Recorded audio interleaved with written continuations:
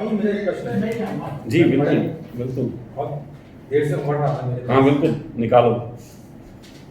मैं पत्नी को कन्विंस नहीं कर पाता। किस चीज़ के लिए? वो अगेंस्ट में है। प्लीज। हाँ बिल्कुल प्रश्न बिल्कुल जी। मैं अपनी पत्नी को कन्विंस नहीं कर पाता कि ये कौन सा जगत है। वो कहती है कि ये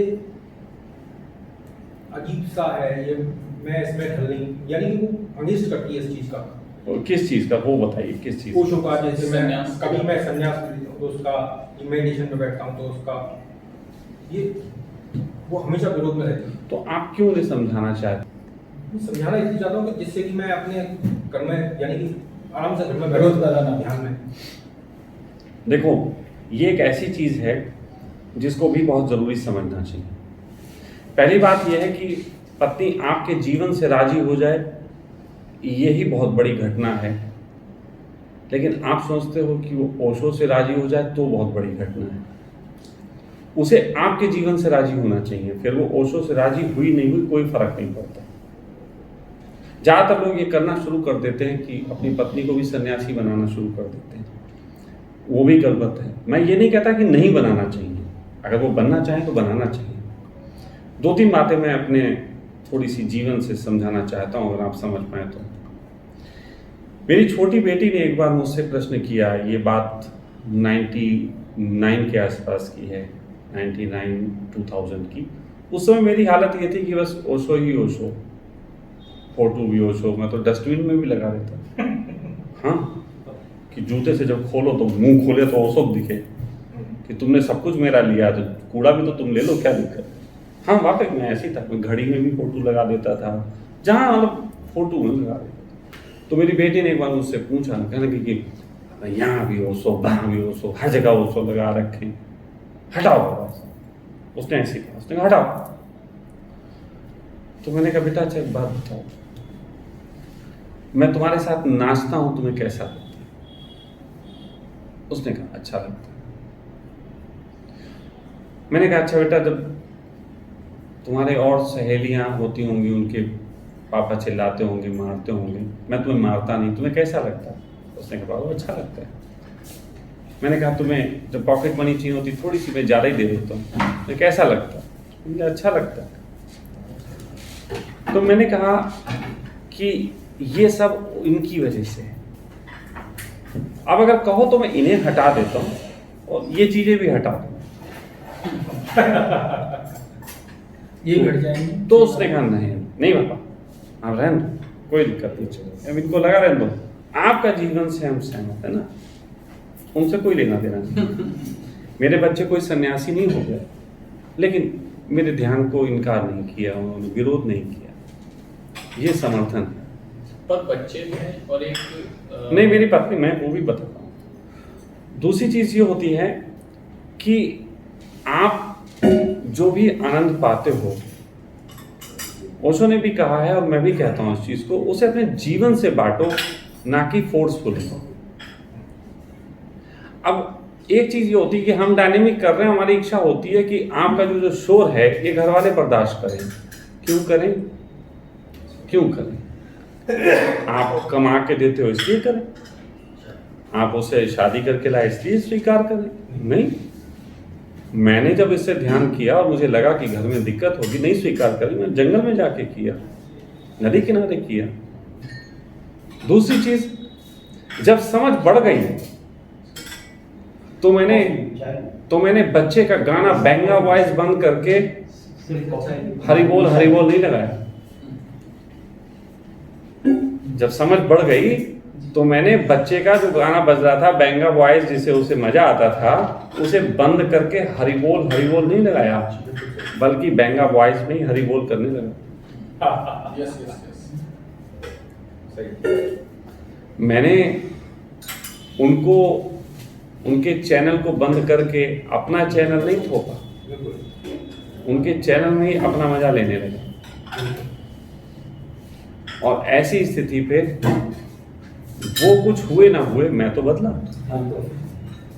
और मेरी पत्नी को मैं कह सकता हूँ सब स्वीकार। मैं आज मेरे यहाँ स्वामी जी सन्यासी आते थे, वो सबके लिए खाना बनाती, सब कुछ करती, मैं शिविर करवाए, वो उसमें डट के काम करते, ओशो कुंभ में आकर उसने सबके लिए खाना बनाया। जरूरी थोड़ी ना वो ध्यान ही कर, ध्यान में अगर कोई सपोर्ट करके मटर भी छील रहा है तो मैं उसे ध्यान ही बोलूँ, इसकी जो योग्यता।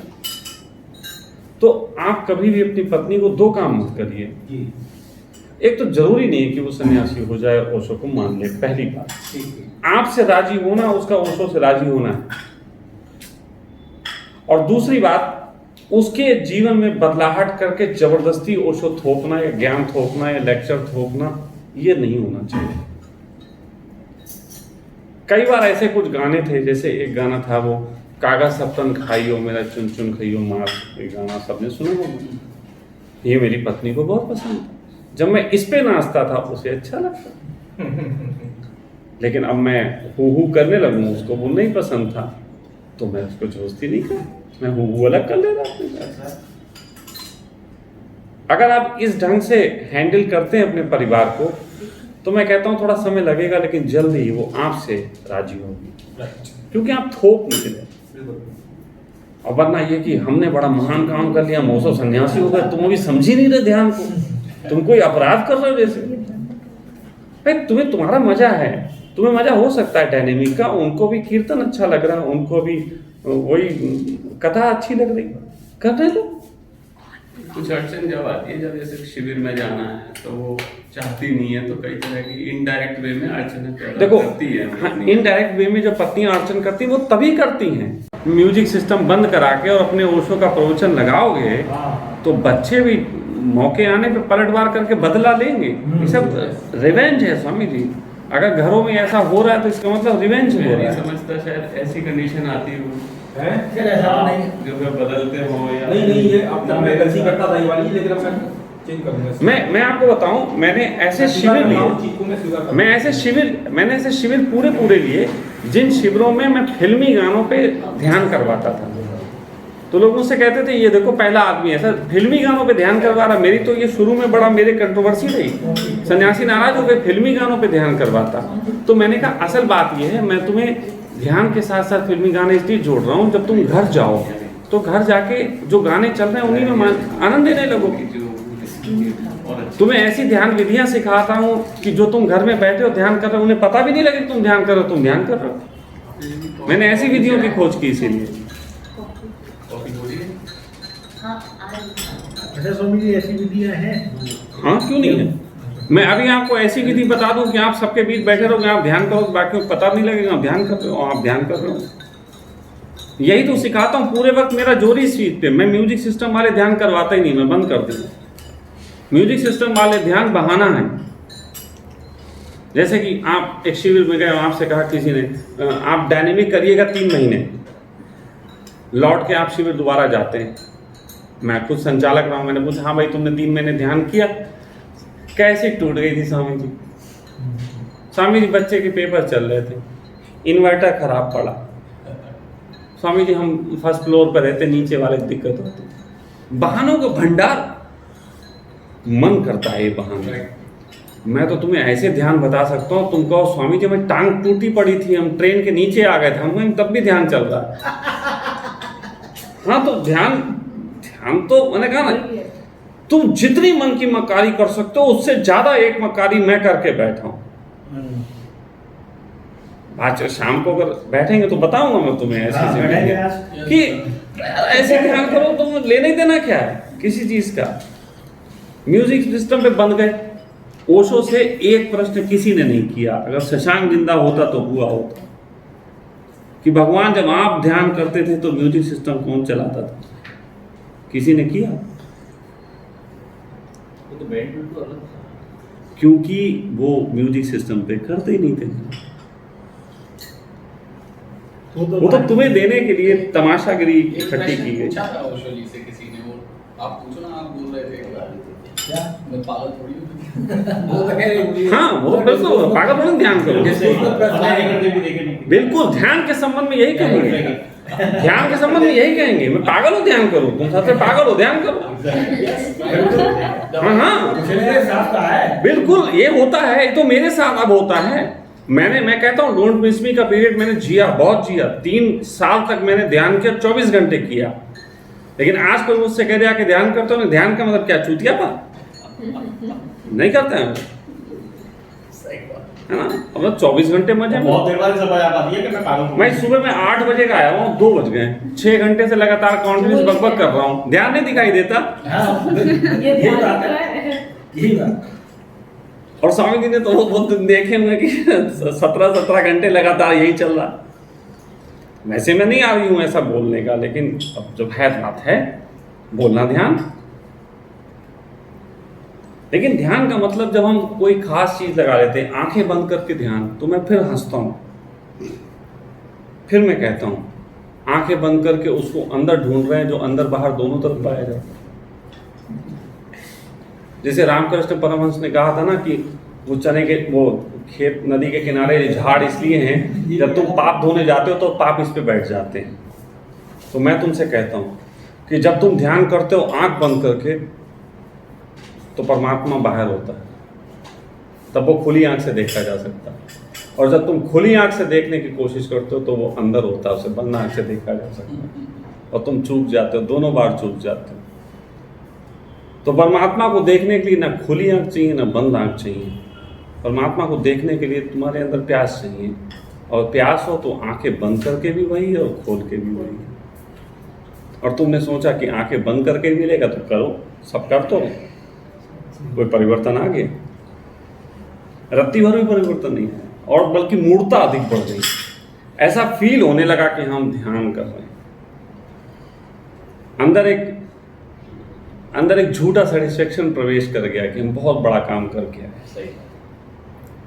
कि मेरे अंदर ये आता है कि स्वामी जैसे मैं नाटक कर रहा हूँ, ध्यान होता है, कठपुतली नाटक कर रहा हूँ, बेकथा बन रहा हूँ।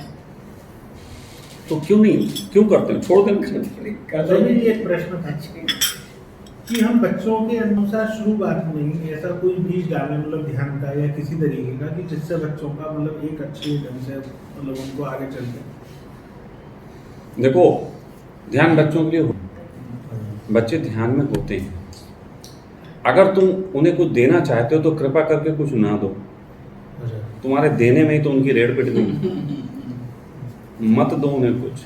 पानी को बहना नहीं सिखाना पड़ता, पानी के आगे रुकावट ना लगाओ, वो बह जाता है। हर बच्चा एक चेतना लेके पैदा होता है, अपना जीवन लेके पैदा होता है।